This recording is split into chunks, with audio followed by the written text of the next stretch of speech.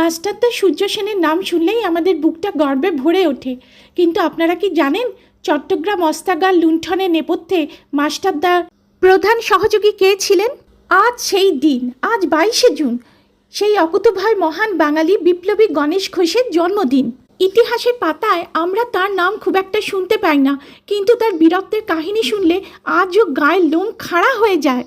1900 সালের আজকের দিনে চট্টগ্রামে জন্মগ্রহণ করেছিলেন এই দেশপ্রেমিক। ছোটবেলা থেকেই তার রক্তে ছিল স্বাধীনতার আগুন। কলকাতায় পড়াশোনা করার সময় তিনি যুগান্তর দলে যোগ দেন।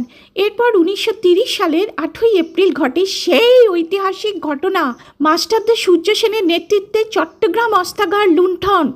গণেশ ঘোষ কে ছিলেন জানেন? গণেশ ঘোষ ছিলেন এই অভিযানের অন্যতম প্রধান সহযোগী। তাহলে শুনুন, তিনি একদল তরুণ বিপ্লবীকে নিয়ে ব্রিটিশ পুলিশের প্রধান অস্ত্রাগারটি সফলভাবে আক্রমণ করেন এবং ব্রিটিশদের সমস্ত টেলিফোন ও টেলিগ্রাফ লাইন কেটে দিয়ে পুরো চট্টগ্রামকে 3 দিনের জন্য ব্রিটিশ মুক্ত করে দিয়েছিলেন।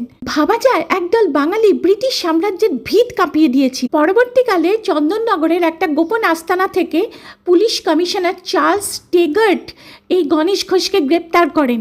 1932 সালে বিচারে তার যাবজ্জীবন কারাদণ্ড হয় এবং তাকে আন্দামানের সেলুলার জেলে, যেটাকে আমরা কালাপানি বলি, সেখানে নির্বাসনে পাঠানো হয়। দীর্ঘ 14 বছর জেলের অন্ধকার প্রকোষ্ঠে কাটানোর পর 1946 সালে তিনি মুক্তি পান। স্বাধীনতার পর তিনি সক্রিয় রাজনীতিতে যুক্ত হন এবং আমাদের কলকাতা বেলগাছিয়া থেকে বিধায়ক এবং দক্ষিণ কলকাতা থেকে সাংসদ হিসেবেও নির্বাচিত হয়েছিলেন। দীর্ঘ লড়াই শেষে 1994 সালের 16ই অক্টোবর 90 বছর বয়সে এই মহান বিপ্লবী শেষ নিঃশ্বাস ত্যাগ করেন।